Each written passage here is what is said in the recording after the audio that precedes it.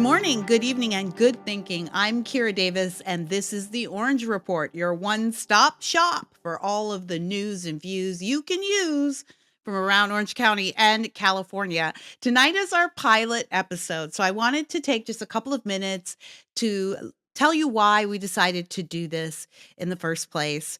I have had a 15-year career in conservative and Republican media, and I've learned a lot in that time. In 2022, I ran for my school board here in Orange County, Capistrano Unified School Board. I lost that race, but I learned a lot. And I've learned two important truths: that politicians do shady things when they think they're invisible, and sunlight is the best disinfectant. We hope this show will become your place to be, your community hub, your one-stop shop for all the news and information about local government and local politics and events and culture going on around our county, our beautiful county, because Orange County is the jewel of California and it deserves a good defense. And I believe that a lot of people don't know or understand the things that are going on here in our local governments, on our school boards, our city councils. People have an idea of who we are. We end up in the news a lot. We end up on TV a lot. We end up on reality shows a lot. But fewer people know what the real heart of Orange County is and what our real challenges are. And so it's our goal here, our mission really, to bring that to light for the rest of the state, for the rest of Orange County, and make it easy for you to find out what's going on around our county and for you to get involved and engaged, because at the end of the day, that's what this is all about. Information is great, but information without action is empty. And Orange County is too beautiful to be empty. So we hope that you'll join us in this mission. And throughout the show, you'll see different ways that you can get connected to us, different ways that you can follow us on social media, email us, get in touch with us. We'd love for you to email us some of your local stories that are interesting to you. Maybe there's an interesting scandal or a story going on in your local government, your city council, your school board, and you want us to cover it, send it to us. And if you know of any great reporters or influencers who are doing good work that we could share, let us know that as well. And we want to invite you to partner with us in this endeavor. So it's our goal to make Orange County our job, and we'd like to invite you to partner with us. We've opened a crowdfunding page, and you can go and pledge whatever amount you choose, whatever you choose to give. All of your donations will go to support the Orange Report. So, with that being said, welcome to the inaugural episode of the Orange Report. I'm Kira Davis. Bring on the sunlight.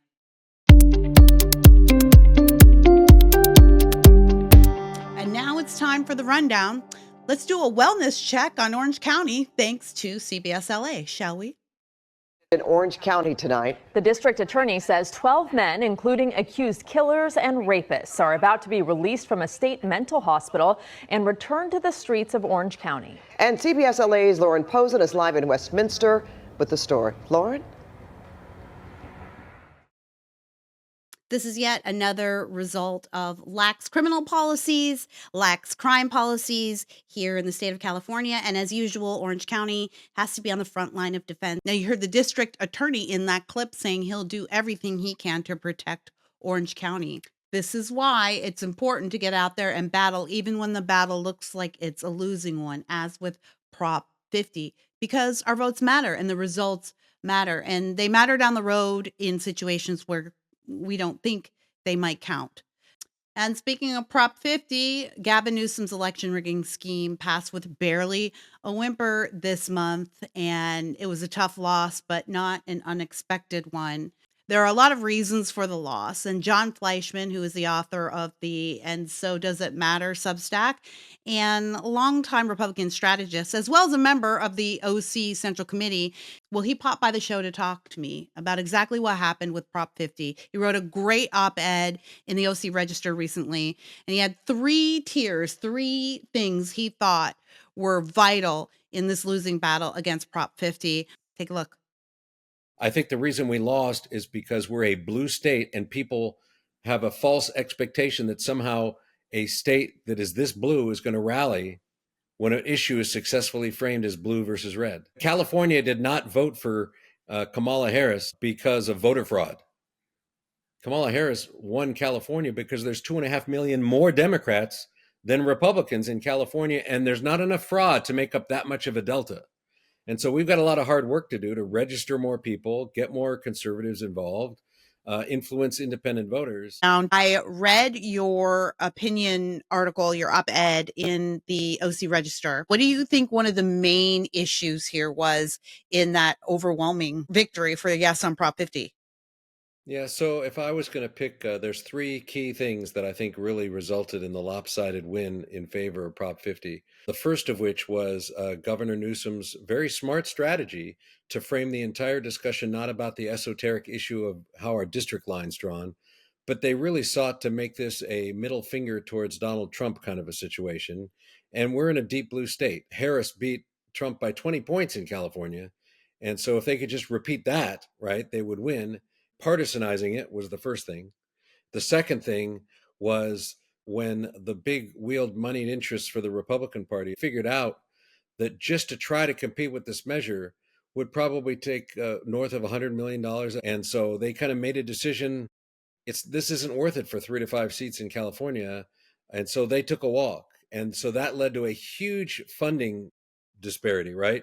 So then last but not least, in California, we have a very unfortunate constitutional clause which allows the state attorney general to write the ballot language for any ballot measure. And if you read the ballot language that people were voting on for Prop 50, you'd want to vote for it. It sounds amazing, even though it does exactly the opposite of what it sounds like. So you put all of that together, and it resulted in what we got. One of the issues that has arisen from this postmortem we're doing is the consultant class. In one respect, we can blame the voters, but in the other, don't we have enough blame to go around for the state and our county parties in this respect? Are they not getting the job done? Well, the short answer is you can only do what you can do with the resources you have, right? Just to put a TV spot statewide in California for 1 week is like $30 million. I mean, it's a vast sum of money. So here in Orange County, I can tell you there was active precinct walking every weekend. Several mailers went out, text messages went out, but no county party in any state anywhere is equipped to do this on their own. And when Speaker Johnson and the Republicans in Washington turned off the financial spigot and said, this is not a battle we're going to fight, it's really hard. Jessica, that report came out yesterday, and Jessica Patterson, turns out that she's going to clear $500,000 for consultant fees on, I'm not. Yeah. And that's not even a party committee. That's just some external committee that former Speaker McCarthy put together and raised money into. Do I think that there's problems with people making money in politics all the way around, a lot more than they would in the private sector? Yeah, it's a problem. It's something to be looked at. But at the end of the day, I don't think the reason we lost the election for Prop 50 is because people are making too much money in side gigs. But I guess in closing, I was pretty proud of the job I think the Orange County Republican Party did. It's just, I guess my challenge would be, if you don't have the money, then you got to think outside the box and do something different. And we don't really do things differently. And I think we got punished for that. If you can't make it up at the bank, you got to make it up at the heart. And there's no opportunity for people to rest on their laurels, or you're going to find that the last 2 years of the Trump administration is an impeachment every month. Thank you so much for that, John. We really appreciate you stopping by to break down all the heartbreak. Well, Prop 50 passed, as I said, with barely a whimper. And in fact, it was called mere seconds after the polls closed on election night. And I think we really need to have a conversation about why that is. I don't think we should take that so casually. Now, Jon Fleischman was absolutely right. We lost that battle. The Democrats came with a full arsenal, and they won every battle for sure, on the spending front, on the advertising front, and even on the publicity front. They did it all right. And it was a win fair and square, if there can be such a thing in California politics. That being said, I don't think we should shoo away this thing that happens every election cycle in California, where the race is called the second the polls close. Now, it's not that we don't know how these things work. We understand projections. All of us understand projections, certainly after 2020, definitely after 2024. And we understand that you can read those projections and make pretty accurate assumptions based on those numbers. We get it. I'm not a numbers gal, but I know how they work, generally speaking. But it doesn't negate the fact that it is very odd, and frankly, I think anti-American, to call a race the second the polls closed. There were people who were still in line to vote when the polls closed on election night. I heard from people who said they were in line at 10 p.m. when the polls closed. Now, those people were dedicated voters. They're dedicated Republicans. They're very engaged, and they wanted their vote to count even if they knew it was a losing battle. But the point is this: how can you motivate Republican voters to get out when they may be depressed? Their vote may be depressed as they're standing in line on election night, because these votes get called almost instantaneously. Can they often be called instantaneously? Maybe. But that's neither here nor there. I think we need to demand a return to a full count before we announce any election results. It'll do two things for us. It'll help people be motivated to stay in line, and it will give voters, particularly Republican voters, a reason to believe.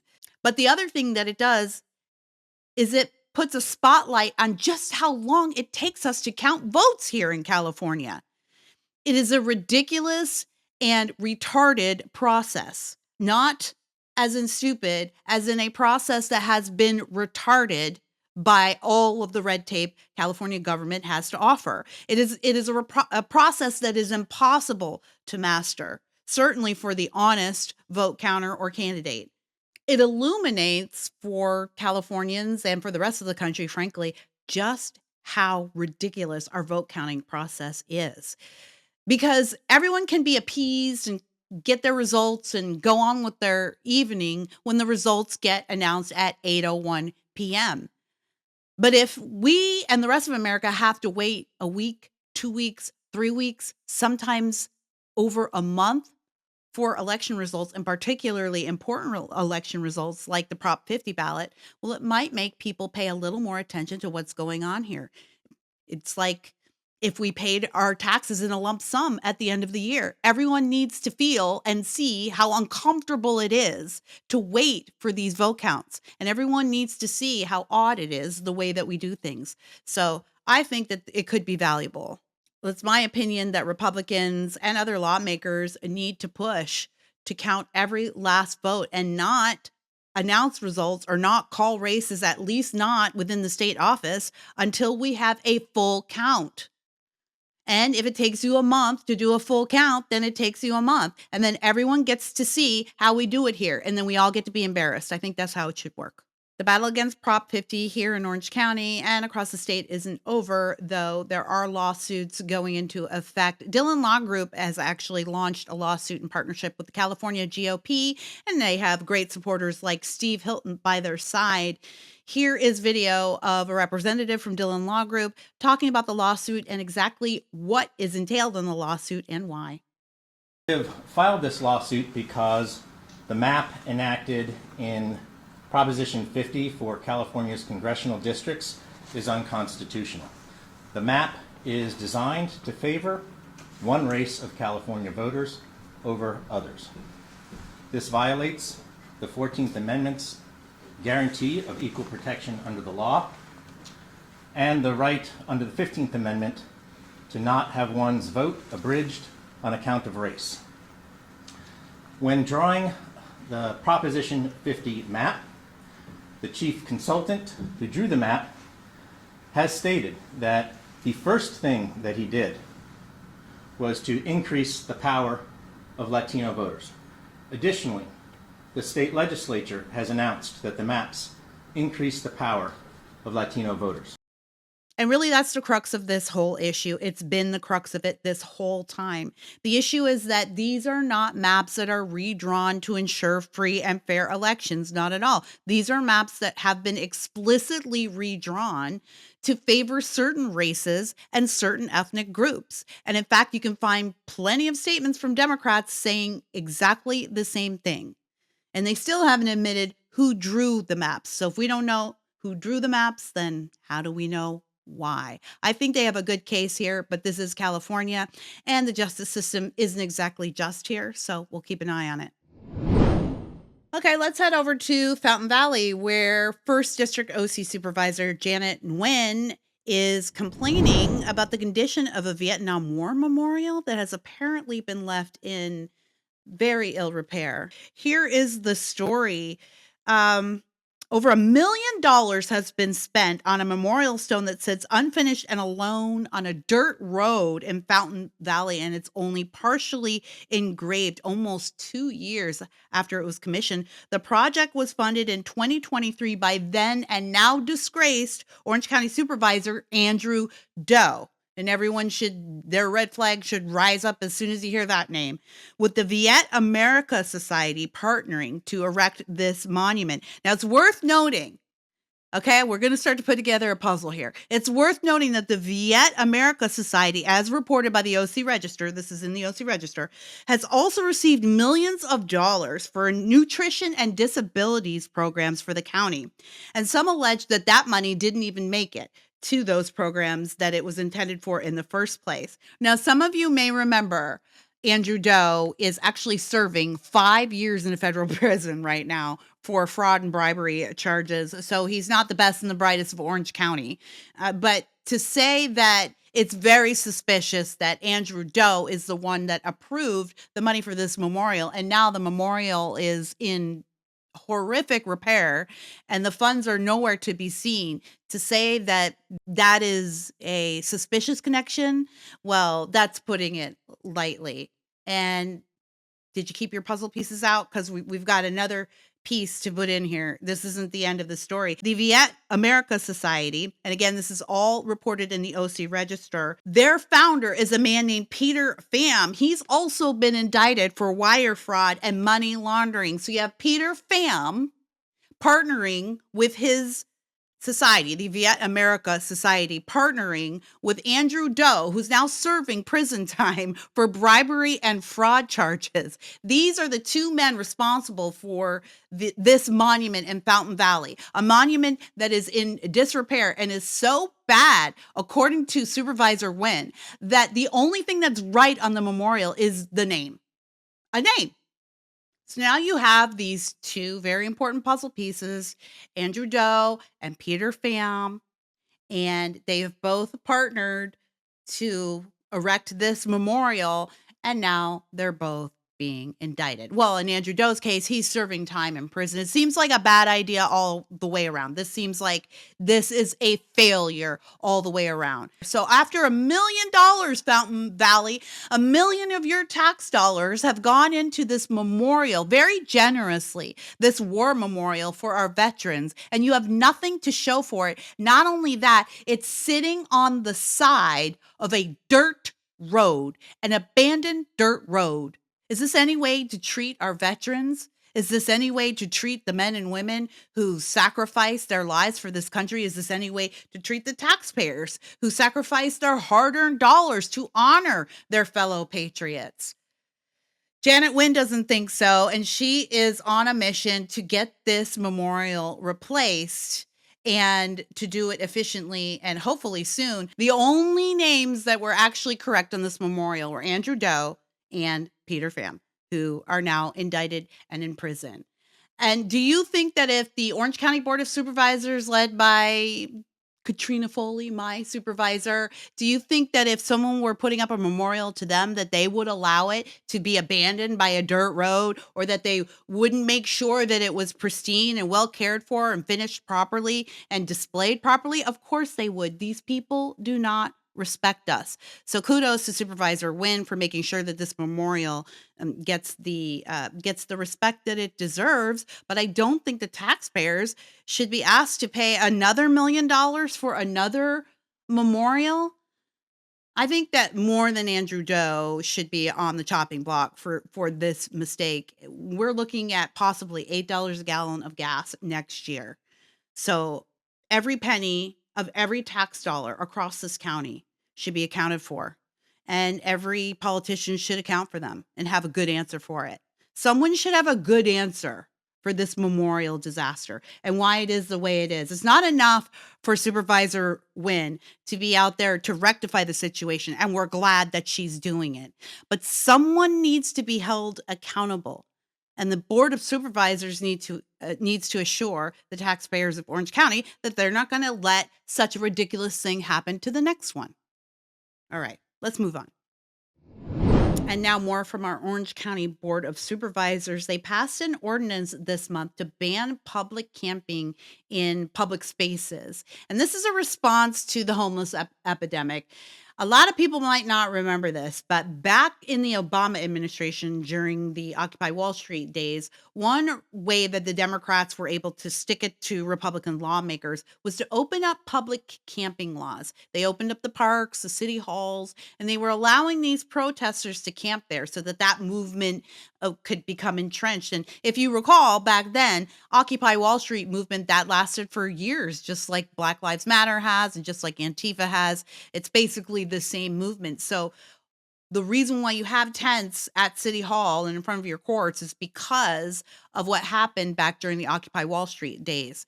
And a lot of cities never replaced those camping bans, but they have turned out to be one of the worst things for increasing public homelessness in the state of California. And you can see tents everywhere. I myself had to serve on a jury at the courthouse in Santa Ana a few years ago. We had to have the sheriff escort us out of the building every day after jury duty. I served for a week. We had to be walked back to the parking garage every night because the homeless encampment was not only in front of the courthouse, but at that time, it was actually in the courtyard. The courthouse actually had opened up the courtyard in order for homeless people to camp. And it was very dangerous to even to serve as a member of a jury there. So things like this have far-reaching consequences. It's not just about average public safety, but even it affects how we execute the wheels of justice. You know, how you get citizens into City Hall to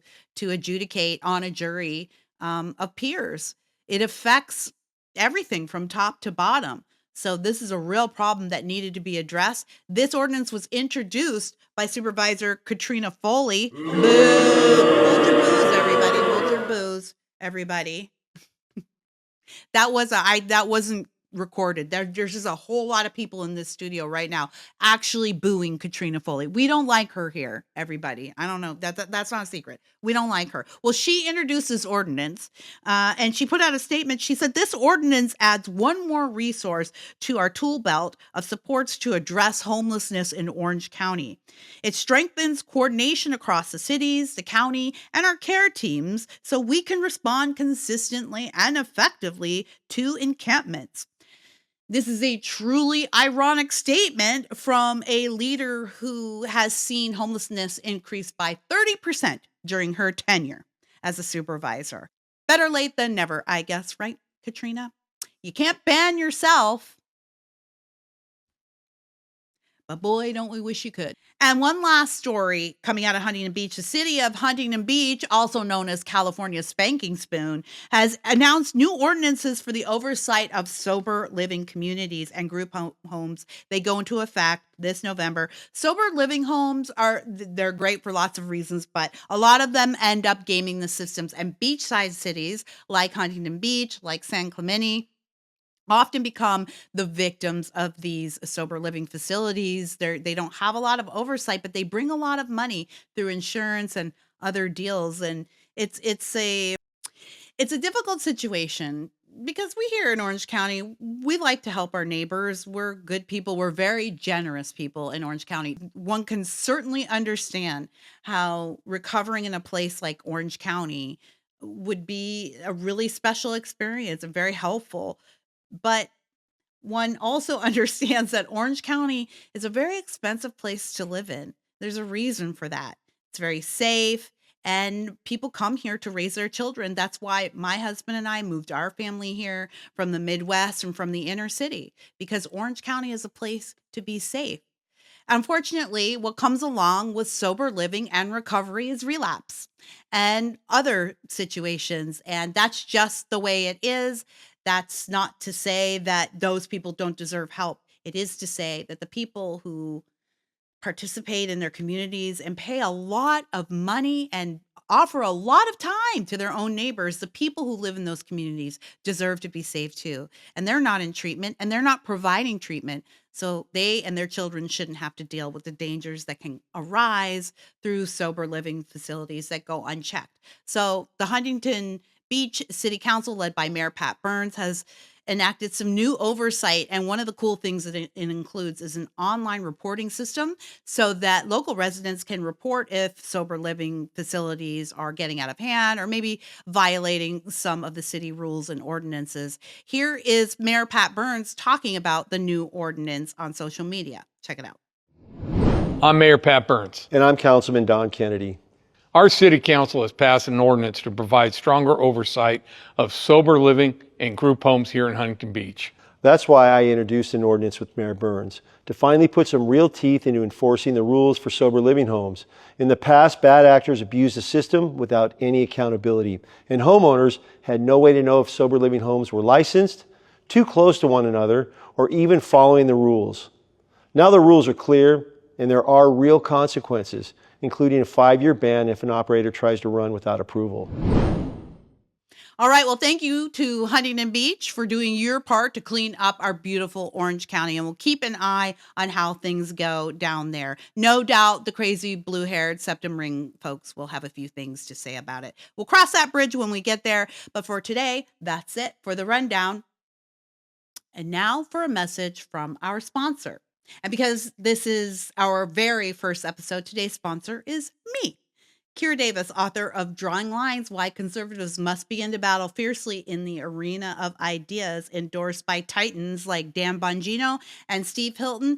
Dan Bongino calls it a no-holds-barred battle plan for conservatives. It is more relevant today in this moment than ever. Go find it. Drawing Lines, Why Conservatives Must Begin to Battle Fiercely in the Arena of Ideas, available wherever you find your books.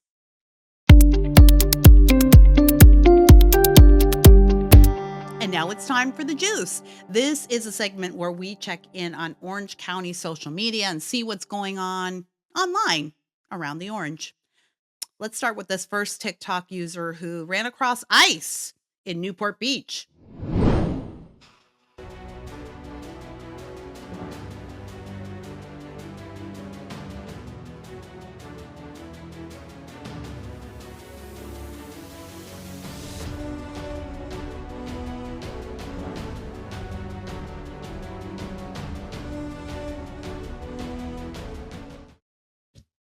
Wow, that was dramatic.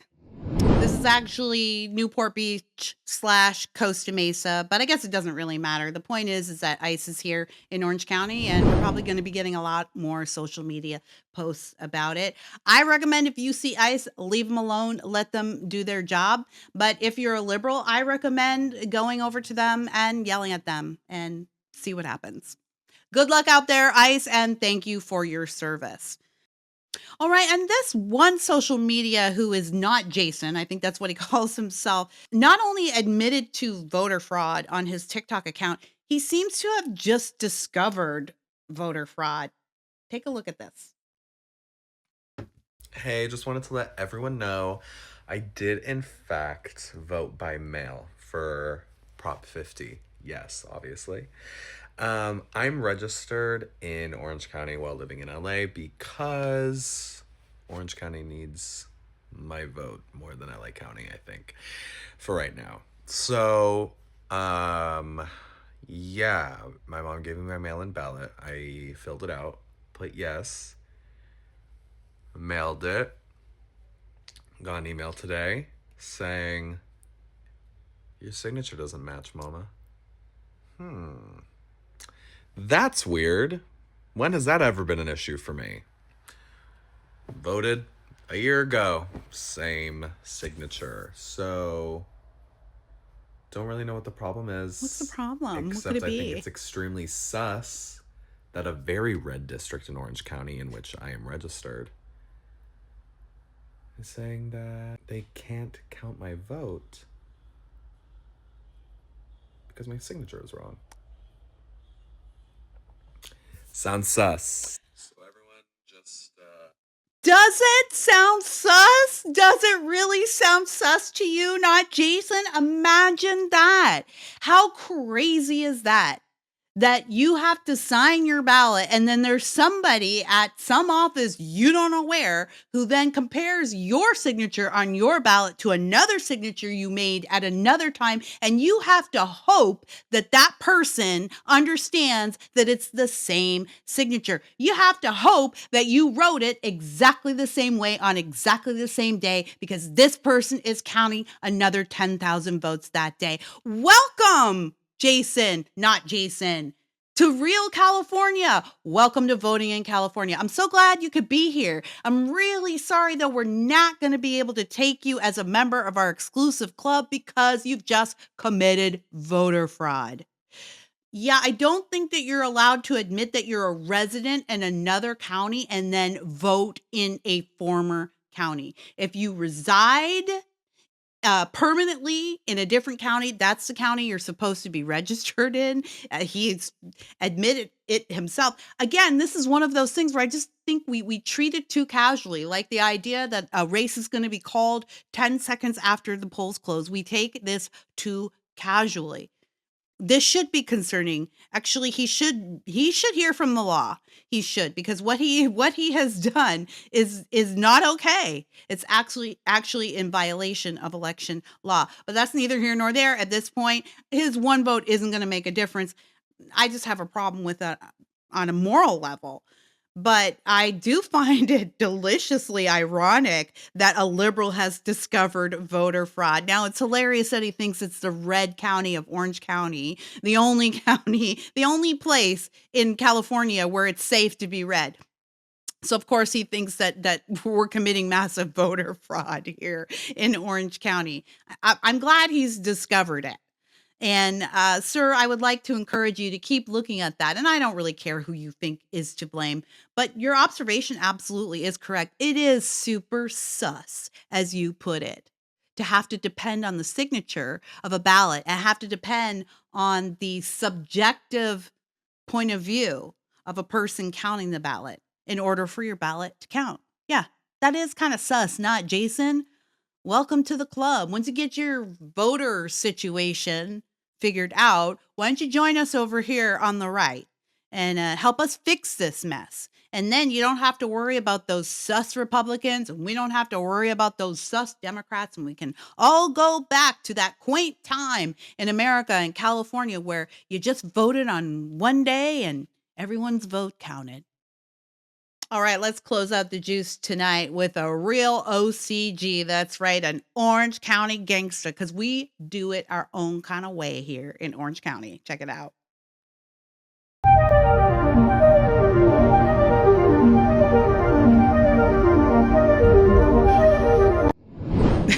That's how we do it here. That's how we roll. We might not be the most thuggish of thugs, but we are the most stylish of thugs. That's it for the juice.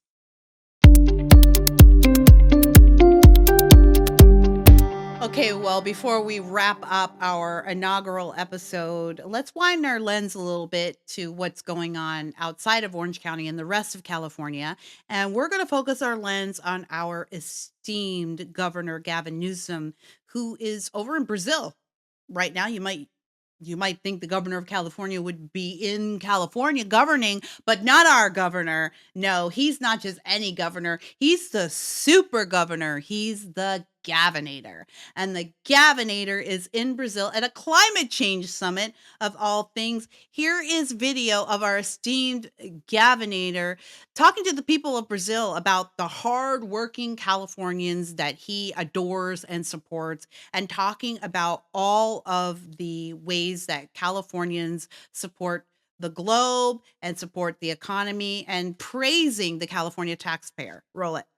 Guys, in a year or two. There's a revolution going on in the United States of America. It's not about co-equal branches of government. It's not about popular sovereignty. It's not about the rule of law.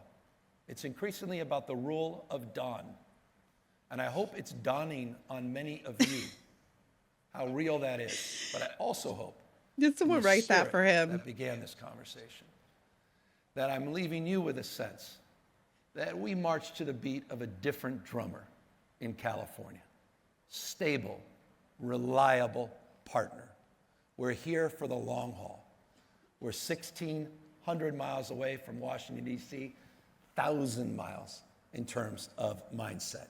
So think about California in those terms. Think about us as a partner, and think about us as it relates to decisions you make. Have you ever in your life seen a politician who looks like more of a stereotypical cliche used car salesman? If you don't think he looks absurd when he's talking, turn the sound off and then look at him. It's twice as bad. And I'm sorry I mislabeled that clip. I thought it was the one where he was speaking kindly of California taxpayers and being grateful for us. But no, it was just the one where he was trashing Donald Trump and the rest of America. Silly me. I know a lot of us feel like maybe he should just stay out there. We don't need him. Things are only worse when he's here. But I don't think that that's the point. I think the point is that he is the governor of California. And as long as he is taking our tax dollars for his paycheck, and as long as he's making us promises, which he is, he's still out there making us promises all through the Prop 50 battle. He was very dedicated to California. If he's going to be out there on our dime, then he better be serving us. He better be doing the job. This is a man who's running for president. It's very clear he's running for president, and he's running against the current president for some reason. And it's fine to have greater ambitions. And we've always known that he was going to run for president, but he still has a job to do here. And he shouldn't be allowed to run for president of the United States when he can't even make his case to the people that he already serves, the people that ostensibly voted for him. So even if we don't really like Gavin Newsom, and even if we would really rather he go ruin someone else's day, his job is here and he's supposed to be here. And when he's here, we can hold him accountable. And when he's here, he should be accountable to us. When he's here, he is saying, I'm taking this job seriously. I think this is a gross miscalculation on his part when he has to go ask the voters of California to support him for president. And he hasn't been in this state in 2 years. He still has a lot to answer for the Los Angeles fires. He still has a lot to answer for COVID. And now we've had news that his chief of staff has been fired for alleged fraud. So there's a lot of dirty business going on in Gavin Newsom's office. And I don't think he should be in Brazil talking about climate change. I think he should be here in California answering to the taxpayers. But that's Gavin Newsom. He's running in 2028, and the rest of us be damned, I guess. Well, that just about does it for our pilot episode. Thanks for tuning in. It's our goal to make the Orange Report your one-stop shop for everything Orange County, for news and views that you can use from around Orange County and California. I want to remind you that we have our crowdfund set up. You can see that information on the screen. And if you want to get in touch with us about a story or a way that you can support, or you want to sponsor this program, you can email us at orangereport@protonmail.com, orangereport@protonmail.com. That is a private email address, so our communications will be protected. Well, that's it. I have to say this. When I first moved to Orange County, I wasn't sure about this place. It was the land of the Real Housewives and the land of the surfer bros and skateboarders, and very foreign to eyes like mine. But I've raised my children here. I've raised my family here. Some of my best friends are here. And some of the most important experiences in my life have been here in Orange County. And there are a lot of people from outside Orange County who have a lot of things to say about us. Some of them are nice, and a lot of them are not so nice. But those are just the haters. They don't understand life here. Just like I didn't understand life here when I first moved here.